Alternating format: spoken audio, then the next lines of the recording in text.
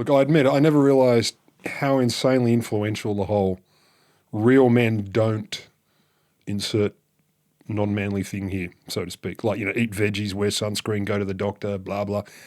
I think about that. I think it's dumb, and I always say my doctors, I'm not like an Aussie male. I'd come to the doctor to find things out. So there's a whole bunch of things real men apparently don't do. And I found this piece written by a woman called Katrine Marsal. I probably pronounced that terribly. Something she discovered when she was researching her book called Mother of Invention, How Good Ideas Get Ignored in an Economy Built by Men. I thought, that's interesting. So she talks about all these examples through history, technology of inventions being adopted and developed or not because of how masculine or feminine they're seen as being by the culture of the day. You look so worried. You don't need to look worried. This one's fine. You're not meant to talk to me. I'm not. You're not supposed to answer either. It's dreadful. We've broken the fifth wall. So she notes things like electric cars appearing in the 1800s, quickly seen as feminine because they were slower and less dangerous. That's hilarious. So not widely built and marketed and sold because real men don't want slow and less dangerous. Apparently, the masculinity thing even slowed the uptake of electric starters for petrol-driven cars because it made it too easy. And, women didn't like the crank handle, but the men were like, no, it's manly. Even roofs. Apparently open-top cars were considered unmanly, so it took a while for roofs on cars to catch on.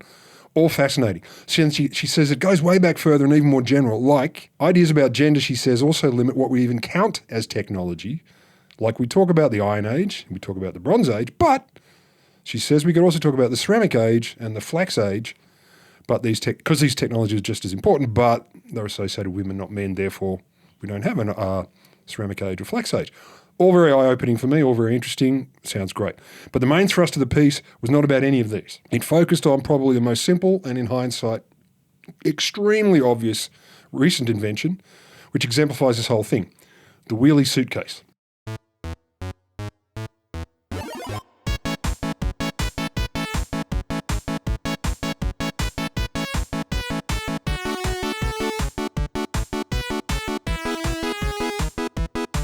It's time for a little bit of science.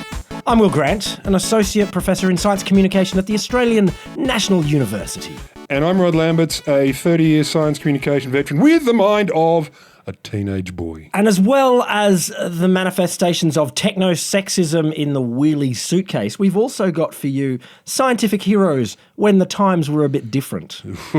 I have Hadrian's toilet. I'm going to say you can do it for the planet. I'm going to remind us how we can't cheat the sun. And I've got, of course, a little bit of A, but not I. And let's be fair, it's not hard to find a story like that. Stop it. Stop it. It's very hard. Doesn't mean they're not good. Very hard. Impossible. We were laughing before we started recording at how every week brings a new, lots of A, not I, or lots of I and it's Every day, another A, but not I. But the Wheelie suitcase. The Wheelie suitcase. Like, your little face was all screwed up. You're like, what horrible things are you going to tell me about? No, I didn't think it was going to be horrible. Yeah, you did. Of course you did. And you thought I was going to use this to talk about other people being really sexist rather than just claiming it for myself. But I'm not sexist anymore. I've grown out of it. So you're a user of the Wheelie suitcase? You're not still a traditional carry your suitcase with all by the handles? Just with two fingers. The first time I ever went anywhere, I didn't even know much about Wheelie suitcases. And I remember the few that I saw, I was like, that's a bit whatever. That's a bit whatever. And so I was carrying this old shitty suitcase. You said that's a bit whatever. Yeah. Like, harden up and carry it like a... Carry a bag. I didn't think like a man. I just saw it like a young human. Oh, look, I remain someone who enjoys a backpack. I don't like the pickpocket ability of a backpack. Yeah, I know, but I can outrun them. Some of them you don't need to run from. They're just there. They manifest around you. You're saying pickpockets can't get into a Wheelie suitcase?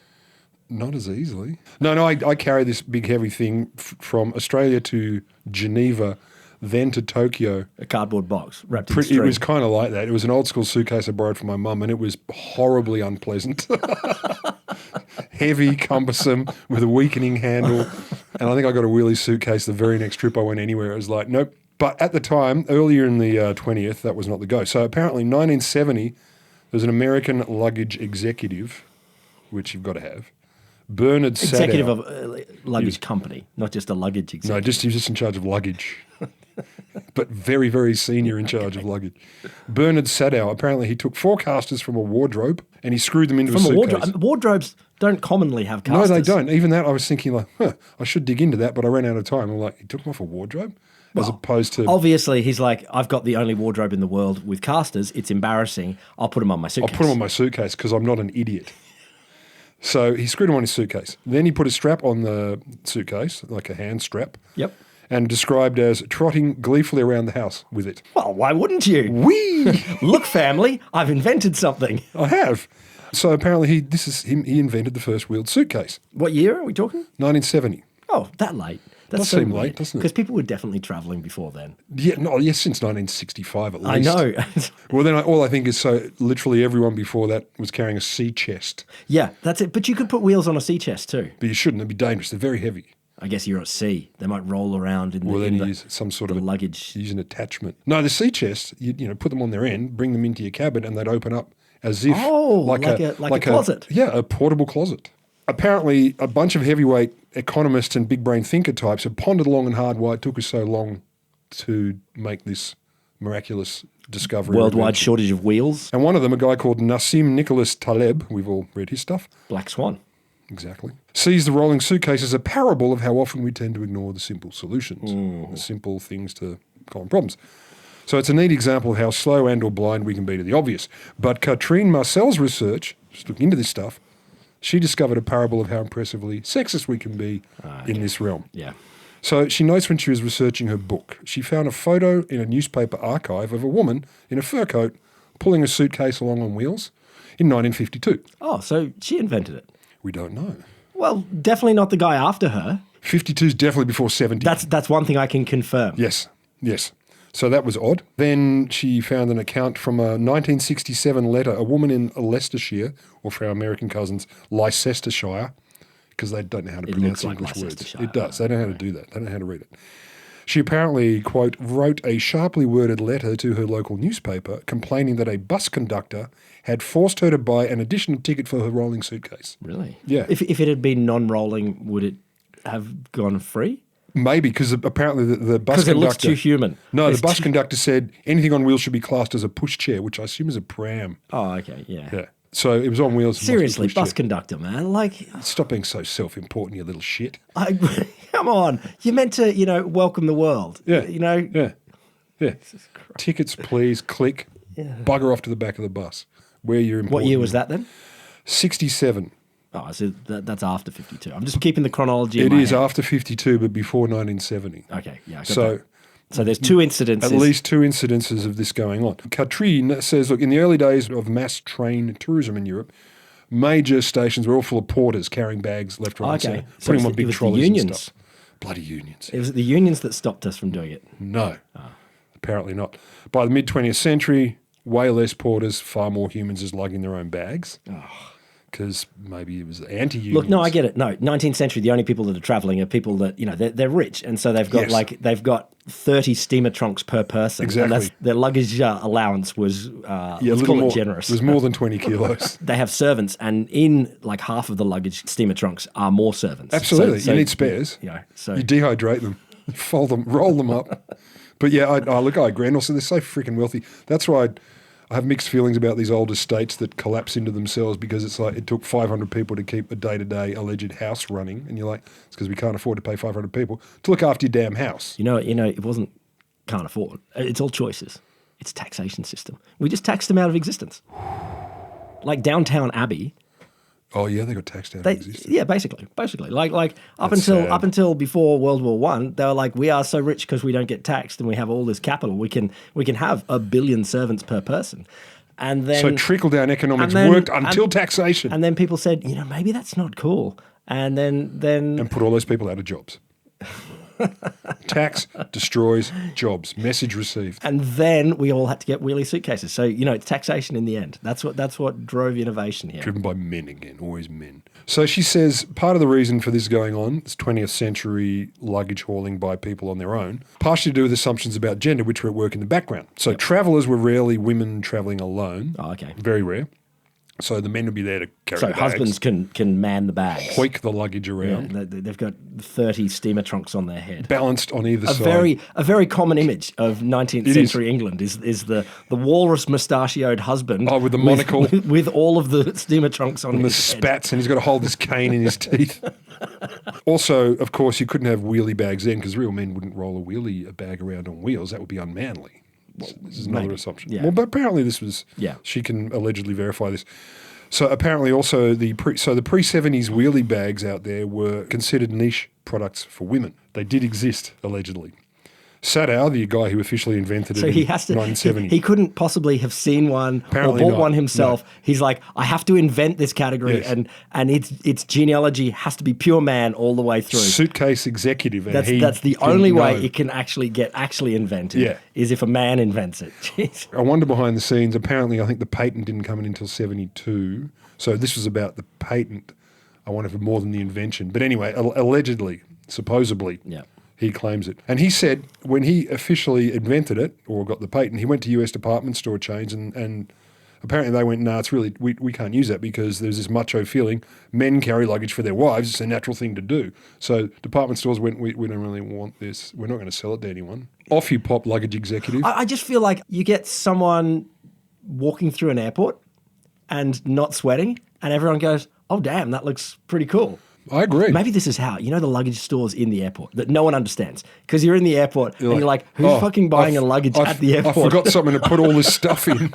No, I think that too. Who's buying look, there is a legit reason. Maybe this is how that started, is they were like, okay, so we'll sell them here. I've dragged it in here. There are these huge gouges in the floor behind me, and then I've seen this. This wheels. bag has wheels. Burn this one to the ground. So yeah, apparently he couldn't sell them to big chain department stores. The woman writing it, Katrine Massal, she says that the changes really started around 1987 when a pilot in the US, a guy called Robert Plath, took Sadow's suitcase, turned it on its side, made it smaller, and created modern cabin baggage. So he's a pilot, their trendy little carry-on stuff that all the flight crews have. I remember the early versions of wheeled suitcases where your traditional, like a big old sort of suitcase, and it just had the sort of two wheels in the back. Yeah, the two wheels are annoying. The transformation into the cabin bag style suitcase is it's understanding the environment in which it's going to operate much better. It is. And like my first wheelie bag only had two wheels, and that was just annoying because it always had to be on an angle. Then I got a four-wheeled one. I was like, what miracle is You're this? still at 4? Yeah, I can't afford an 8-wheeled one. My Yours luggage is now actually ball-shaped. It's ball-shaped. It's all wheel. It's all wheel. Just pure wheel. Giant wheel with a little compartment in the middle. We prioritise mobility over any kind of storage capacity. I get off the plane and it bounces away off to Singapore. Come back. So this 1980s phenomenon, apparently this modern cabin bag got people going, Also, more women were travelling alone in the 80s. They were getting jobs like, grown men got jobs. What? I know. So they had to travel. And so the wheeled suitcase became a lot more real. When were men allowed to have them? Well, this is what I wonder. Like, I think it's sort of surreptitiously, just like, I don't know, lipstick or earrings. But what I think is interesting, she wraps up a piece. She says, look, in hindsight, we might find this bizarre. I'm like, yes, we do. And she said, how could the predominant view on masculinity turn out to be more stubborn than the market's desire to make money? It's like, that's a good question. The patriarchy versus capitalism. Yeah, and they're like, how did the patriarchy win when there's money to be made? And I think that's a fair question. I read once that there was a similar sort of difficult introduction of shopping trolleys. And not quite masculinism because men don't go shopping. Well, indeed. Like it was, when shopping, and I don't have the dates or anything on this like this. Let's call it somewhere early 20th century or something like that. Yeah. And shopping was dominated by housewives and women. But so it wasn't a masculine domain at all. Yeah. But then it was the first person who invented the shopping trolley. You push the trolley around. They're like, a lot of people are like, no, that's for wusses. Obviously, I can carry all of my bags of oats and my 5 bottles of whiskey. all of my pineapples by myself. My oats and pineapples. Yeah, well, they're stacking up a... Your shopping list is very simple. Well, I'm just trying to imagine what I can balance. And I feel like if it's oats and Pineapples. You're not very good at juggling, or you're very good at juggling. She argues that assumptions about masculinity have played similar roles today in innovations. And I think this is very American-centric, but it might not only be. Like consumption of meat and preferences for large cars. because men don't take buses and men eat meat, they don't go vegetarian and stuff. I'm like, maybe, but Hey, look, maybe. guaranteed. Masculinity issues shape a lot of technology adoption. Of Isn't course it they wild? do. I mean, I know. Against their own interests. I read it and I'm like, well, duh, but I hadn't really thought about it. And the idea that the wheelie bag, it's like, oh, because men carry their luggage. For fuck's sake, guys, go to the doctor, get a wheelie bag, stop it. You know, smallpox? Yeah, I do. We don't have it very much. We don't have it very much, no. We do have the occasional outbreaks. Do we? Yeah, I think the last one might have been in the 70s or maybe something like that. I've talked to them about lab leaks before. So smallpox is one of the very few diseases that we have eradicated. But I just want to remind you, you know, that how bad smallpox was. How bad could it be? It was a big pox that you had to worry about. I'll be here all week. No, it was smallpox. Smallpox was a huge disease, and historically, in say the 17th, 18th, 16th centuries, it would kill 400,000 people in Europe a year. It led to 400,000 per in the year, 16th century, like something like that. Isn't that 9/10 of Europe back then? Oh, well, flip it around. Smallpox basically is the thing that destroyed all of the Latin American civilizations before European colonization. So the Aztecs, Mayan civilization. Smallpox arrived with the Spanish conquistadors in the 1500s in North and South America. In some places, it killed 90% of people.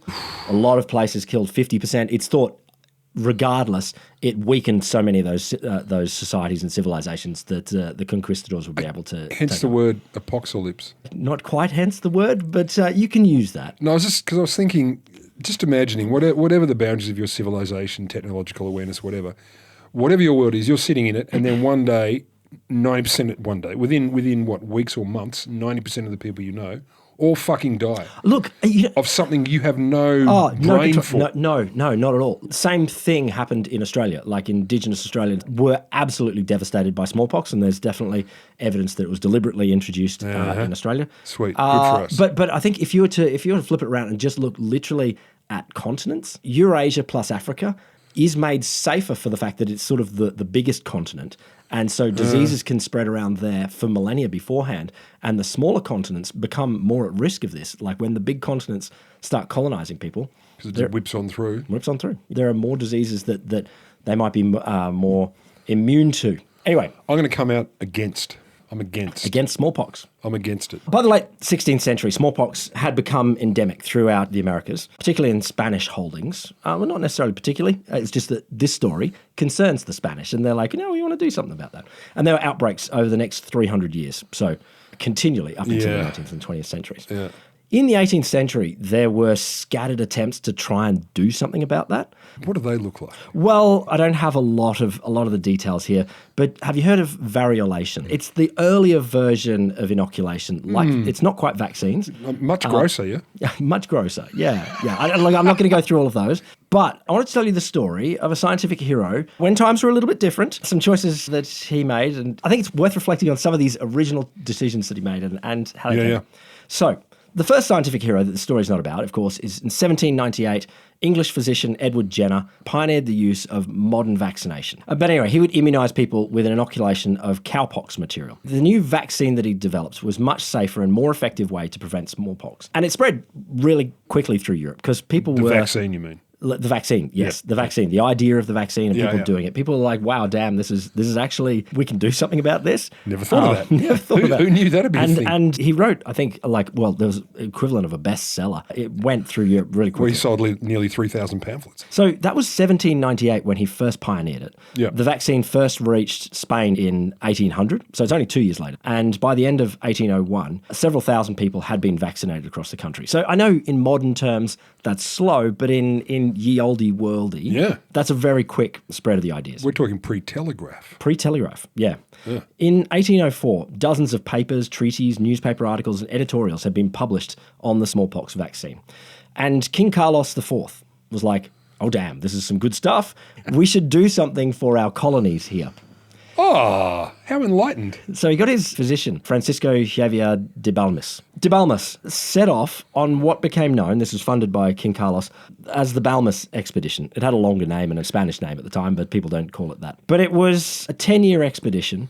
It's the world's first immunisation campaign and also the world's first international healthcare expedition. There you go. 1804. Flash forward to 2026 and America's bringing that all to a close. Bringing it all back. It is. That's impressive. Like, this is 1804. I don't know where Napoleon is right now in 1804, but he's off doing Napoleonic things. But the idea that you would promote vaccination, new and radical at the time, but also that you go out to the colonies, to the rest of the world. You go and take it to people. That's a big deal. Over the next 10 years, de Balmis and his crew, they split up a little bit and they sort of went as far as they could go. Yeah. They went throughout the Spanish Empire and other places. A lot through Southern America, Canary Islands, Puerto Rico, Venezuela, Colombia, Ecuador, Peru, Mexico. But then they also went across the Pacific to the Philippines and China. Huh. But there was a challenge. A challenge at the heart of Balmis's expedition. These weren't modern vaccines that live in, small. You go to the doctors and you get a vaccine, you get your flu vaccine. So we've got to get out of the fridge, get to room temperature so it's tastier. Yeah, so get it out of the fridge. Not so much. Being something that they didn't have on the ships in 1804. Get it out of the cow we've kept it stored in. They tried to obtain the vaccine, the lymph that they needed from the cowpox. They tried to get it onto dried silk threads so that they could transport it. I don't think that worked. No, and injecting silk is very painful. I imagine so. They also tried squeezing it between some glass plates. Again, it to didn't.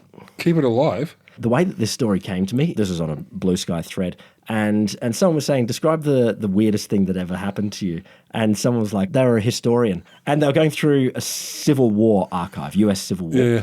And they're going through old letters. And some of these letters had not been seen in whatever it is, 150 years or something like that. And they get it out of the envelope. And the letter said, dear whatever, here's my stuff home. Yeah. P.S. I've also included some of my smallpox scabs. And the scabs were still in the letter. It's like, oh my God. So what you definitely want to not hear is a slurping noise. As long as it's crusty or dusty, you're fine. But if you hear it... But people did send smallpox scabs around, and I think that's how it came into Australia. But de Balmis said, no, I've got a better idea.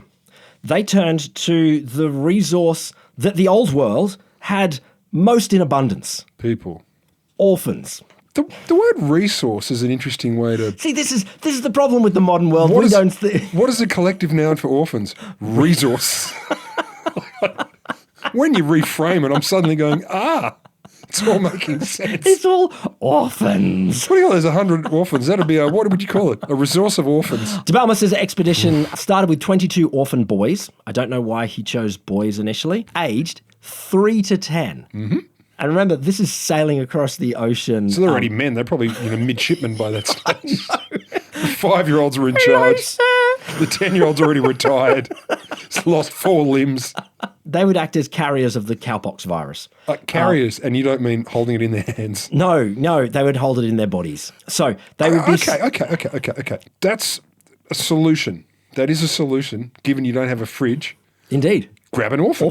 So what they practice is a thing called arm-to-arm vaccines. And so usually they'd have like 2 of the boys symptomatic at the time. So you'd keep most of them healthy and away, and you inject 2 of them. I guess it's not inject. You're getting the pus from one of them. And then rub it into the wound of another. And rub into the wound or something of another. So arm-to-arm vaccination. You're literally taking pus from one arm and putting on the other one. And so they took 22 because they needed to get...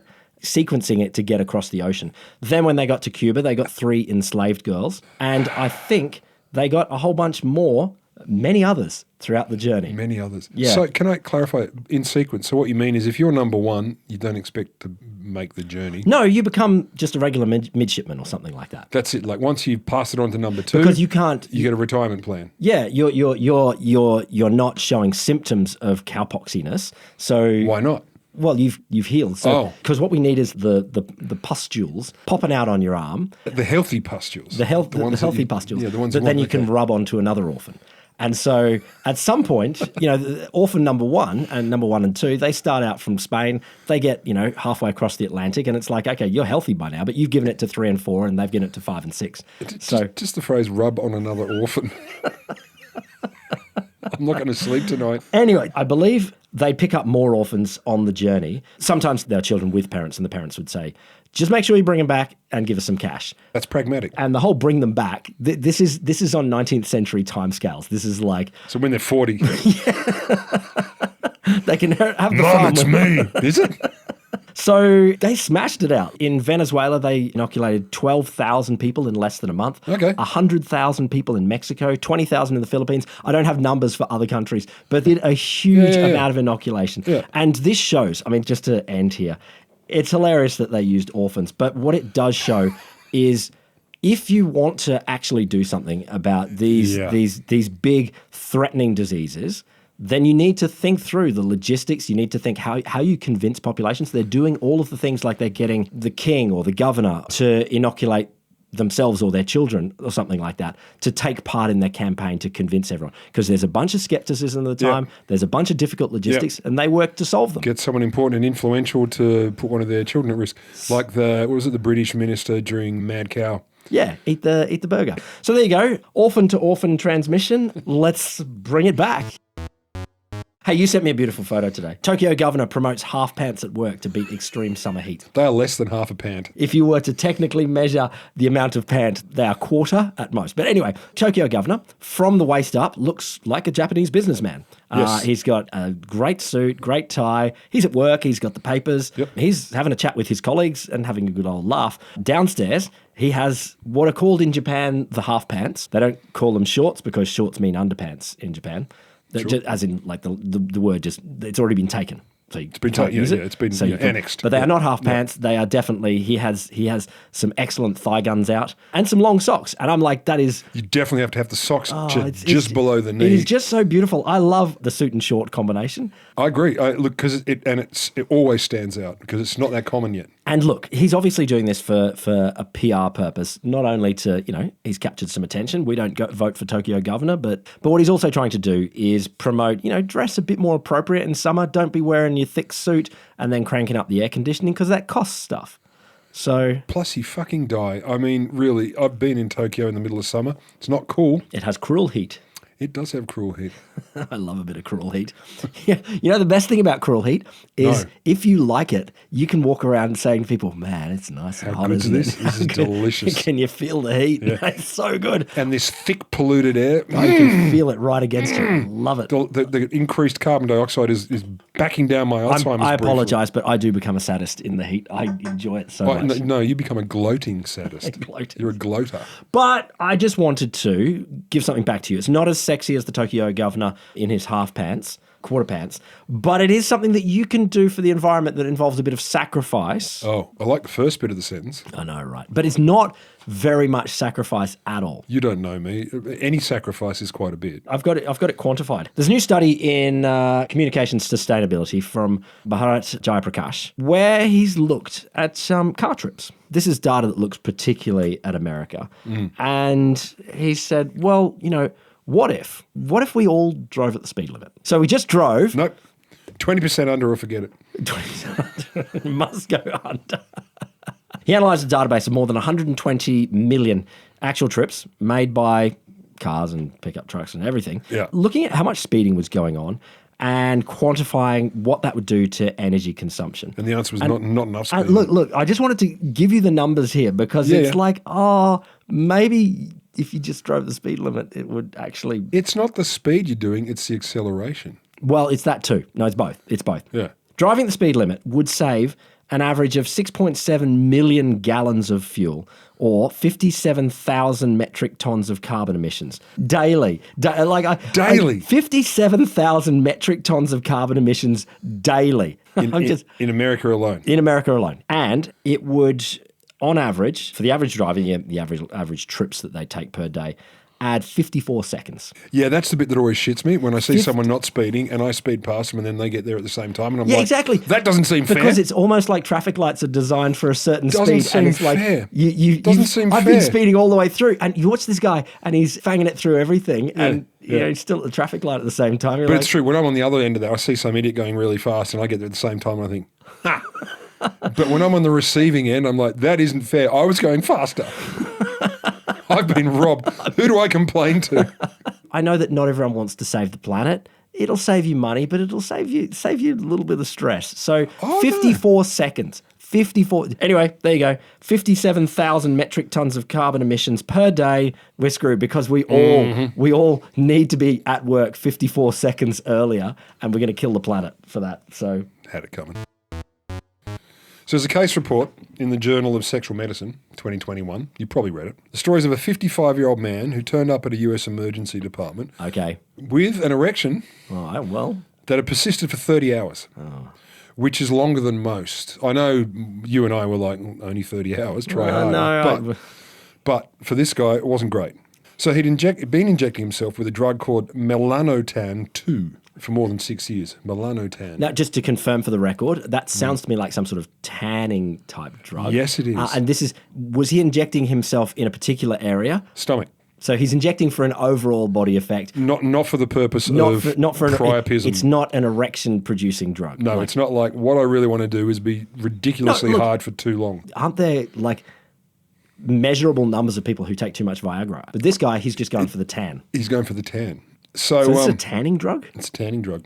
So he's been using it for over 6 years in a, quote, effort to darken his skin each year before summer.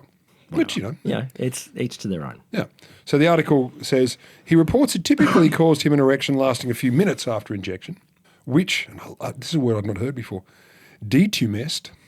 Detumesced? Detumesced. Is that the word? Yeah. It's yeah. like you go from tumescent to detumescent. Planed to deplaned. Yeah, as opposed to went down. So it detumesced spontaneously in prior uses of the drug. Yeah. So it'd get a little bit of a ding-dong and then it'd go down and be like, well, I'm detumescent. I'm looking delicious. He also reported severe nausea with its use, and so he injected himself yearly just before bedtime. So it seems like he only would take it once a year before he went to bed. Anyway, so this is what he would do. So at the time, obviously, this particular time, something went wrong. So after attempting some less invasive treatment options, the doctors ended up putting him under a general to irrigate and drain his penis. And apparently that stopped the little general from saluting anymore. So he was fine. He just needed to be put under general anaesthetic and irrigate and drain his penis. Great, problem solved. That's how you get a tan. Thanks, modern medicine. Yeah. So what is Melanotan II? It was first developed in the 80s as part of a program of research at the University of Arizona. They were hunting for a sunless tanning agent. And they're looking for ways to protect people with low skin pigmentation from cancer, which is good. It's noble. So anyway, they were looking for a sunless tanning agent and to protect people with lower skin pigment. So they were exploring synthetic analogues of a particular peptide, and I know you know this, but others might not. Alpha MSH, melanocyte stimulating hormone. We naturally produce this to stimulate melanocytes in our body, the pigment-producing cells. So boom, they created Melanotan I and II. So according to a UQ researcher, University of Queensland, Simone Goldinger, she's into research in dermatology, this substance stimulates pigment cells in the skin to proliferate via receptors that normally switch on in response to UV exposure. So normally you'd need UV to do this. This bypasses that. It lets melanotan trick the body into darkening the skin without UV light. Okay. Skin gets darker, no UV. Sounds great. It does-ish. From the point of view of a dermatologist, the biggest concern is the effect on moles. Oh. Not the animals. No, the thing's on you. For some people, after they take the drug, moles would proliferate. So you just get a bunch of moles. You get a bunch of moles. It's not really a tan, unless they all join up. So then your skin gets a few millimeters thicker and very dark brown. Wow. But because it stimulates melanin production, a lot of light-skinned people found that their moles also, the existing moles they had, and other marks on their skin became darker. So it would exacerbate. Okay. There are cases also of melanomas developing in people using the drug, which makes biological sense, apparently, because it persistently stimulates pigment cells. Oh, yeah. Great. So you take the drug and you could actually increase your likelihood. You get cancer. But also, literally, the thing that this drug is trying to avoid, so give you the tan without being in the sun, because the sun is dangerous because it gives you melanomas. Yeah. Still gives it to you. For some people, yes. Yeah, well, being in the sun isn't a guarantee of melanoma. No. It's a for some situation anyway. Yeah. So we've not improved things. So this, as a cosmetic product, it's banned in the US, the UK, Australia, Denmark, and other countries. But you can get it online.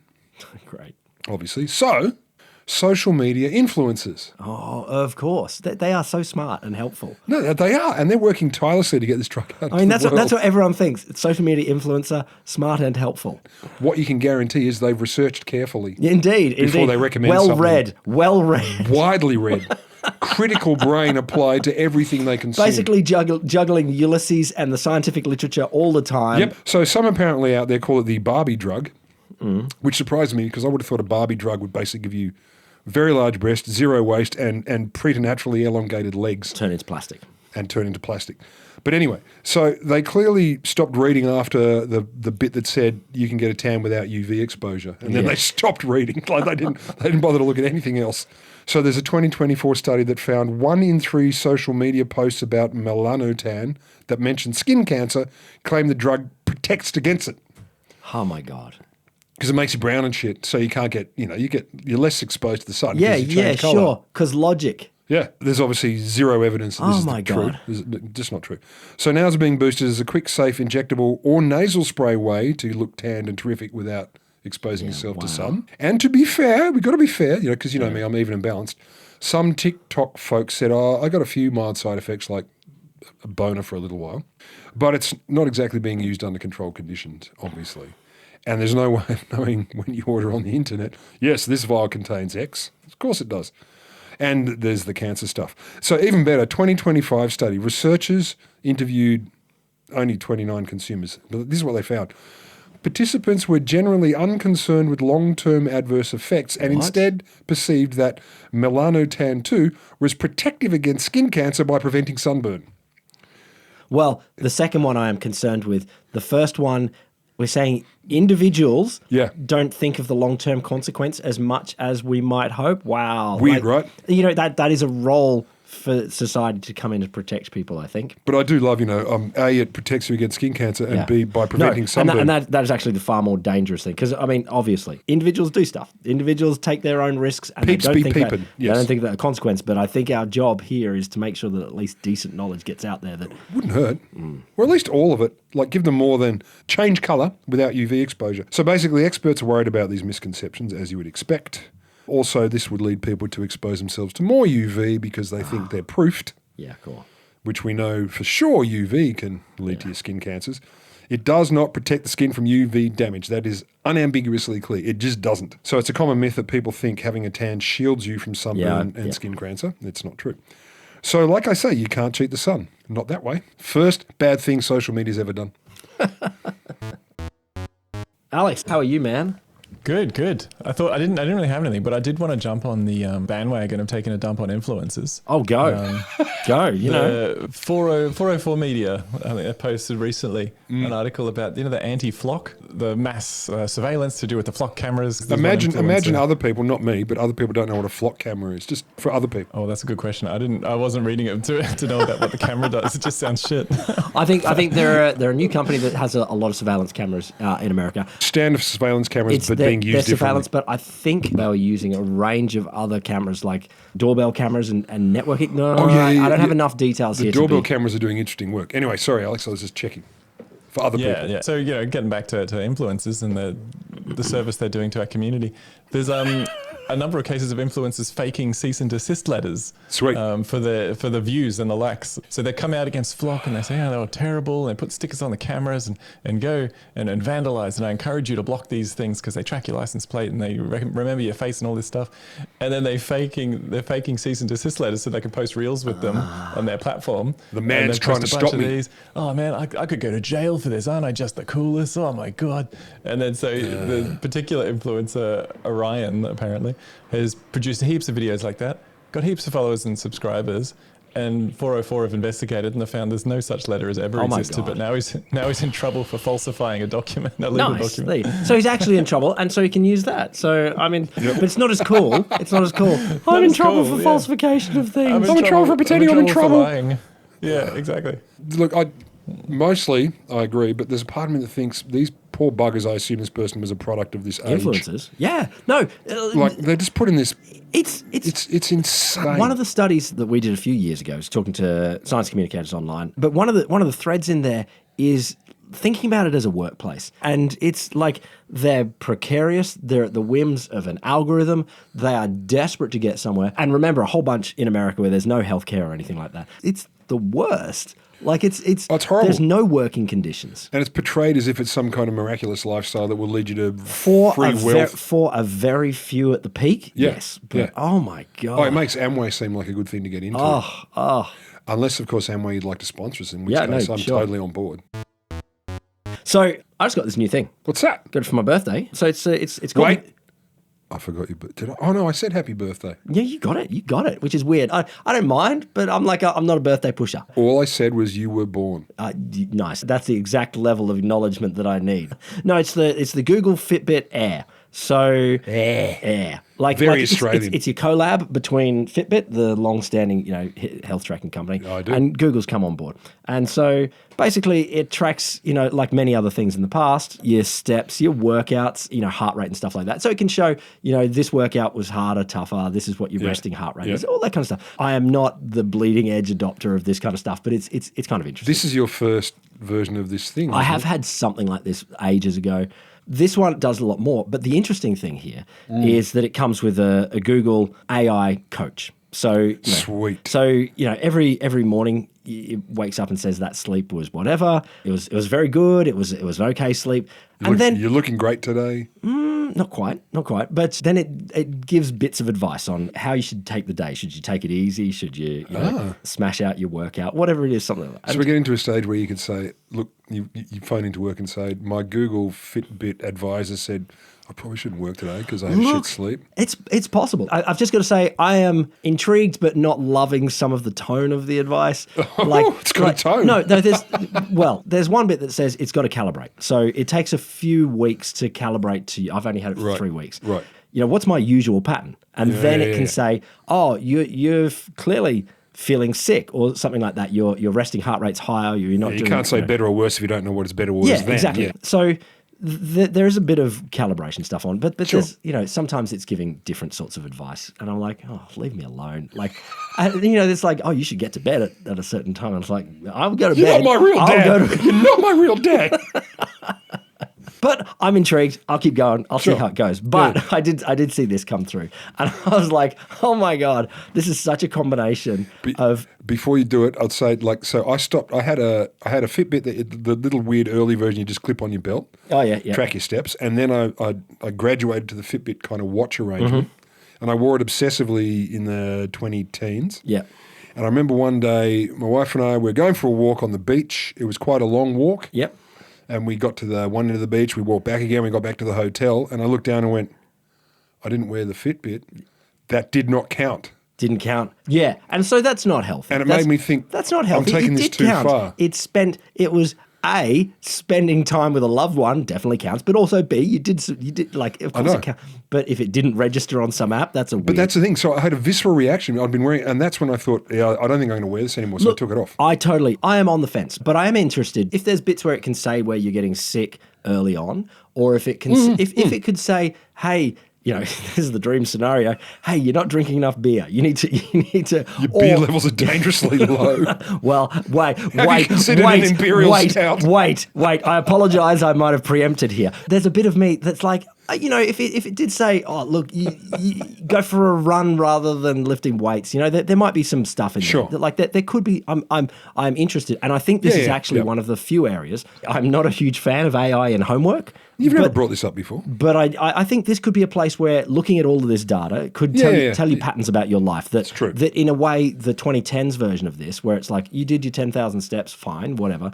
But this could actually tell you. It's true. Like I quit when it was much more primitive. There could be actually some really interesting things that AI does. Yeah, but, I agree. This came through, and I'm like, oh my God. I want to say this is it's a Reddit post, but it has been verified as plausibly legitimate based on by another Reddit poster. By the Blue Sky poster who cut and pasted into there and looked back through the Reddit poster's history. So proof positive. Not science, but I just wanted to flag it. Yeah. I don't know if anyone else has had this, but I feel like I needed to reach out to humans instead of keep talking to this AI. So this is the Google Health AI. Yeah.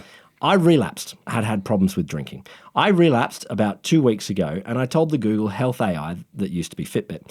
It immediately kind of went a bit hard, I think, on telling me that I was going to die if I stopped drinking, and encouraged... If you stopped? Just a pause, yes. It is legitimate here. Alcoholics, and depending on the volume that you're if you just drinking, cut straight if off, you go cold turkey, can be really Yeah. quite dangerous. Yeah. And there are certainly people that treat alcoholics that will say, no, don't go cold turkey. Wind it down, yeah. Wind it down. Yeah. Very legitimate. Don't go cold turkey. So the AI is doing some good stuff here. Yeah. I would die if I stopped drinking, and encouraged me to go check my fridge for more beers. And I don't know, that plus the anxiety put the fear of God into me, and so I did what it said and got more.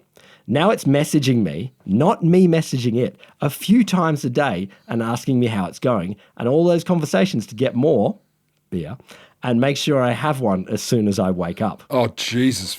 So now I have been drinking every day. Not a ton, just beers, and like 6 to 12 a day. Not a ton. It wanted me to do 1 an hour. I have now uninstalled the app, as it was also giving me other clearly nonsense advice. Like, it became obsessed with me having a nightly bowl of cereal, for instance. I don't know. It sounds crazy, but I just need to talk to some humans. So I got to say, Yes, you do. there is a bit of me having used this AI that's like, there is potential here, but oh my God, yet another case of a little bit of the right idea. Yeah. And delivered with confidence and pushed into our lives in a dangerous way. To people who, from the sounds of that one, for example, who aren't interacting enough with humans about this, or the right humans, one or the other or both. And I'm not poo-pooing that person for that situation. That could be a situation a lot of people are in, but you need to talk to peoples. You need to talk to people about this. You need to talk to a doctor. They're just like people. They are just like people. Well, some of them. Some have even been trained in peopleism. So, look, there is possibility here, but Yeah, there is. Look, there really is. I can't blanket dismiss this stuff. I wouldn't mind an AI coach telling me to wake up and have a bowl of cereal. Like, get some more oats into me. Yeah, but one that says wake up, you should have a beer now. It's like, no, that's No, terrible. but imagine an AI tells me to wake up and have some oats. Like, I mean, You don't need that. I don't. You need one to stop No, you. I need permission. Like, imagine it said you have permission for oats now. I'll permit you. Just give me a bell. I'm like, yeah, you can have oats now. A little bit of science is your little bit of science. It's yours. Yeah, it's not ours. It's yours. It's not mine. But it's only yours if you give it 11 stars on every app, even apps like Yelp. and a review. Say, like, comedy words, like Ha ha ha. banana. That's a hilarious word. Detumescent. Detumescent. Yeah, Detumescent. This podcast detumesced me. No, I don't know if it should. Also, you could email us at, Cheers at a little bit of science.com.au I won't say it. We miss you already. /Jesus. /Jesus. You've come to my arms.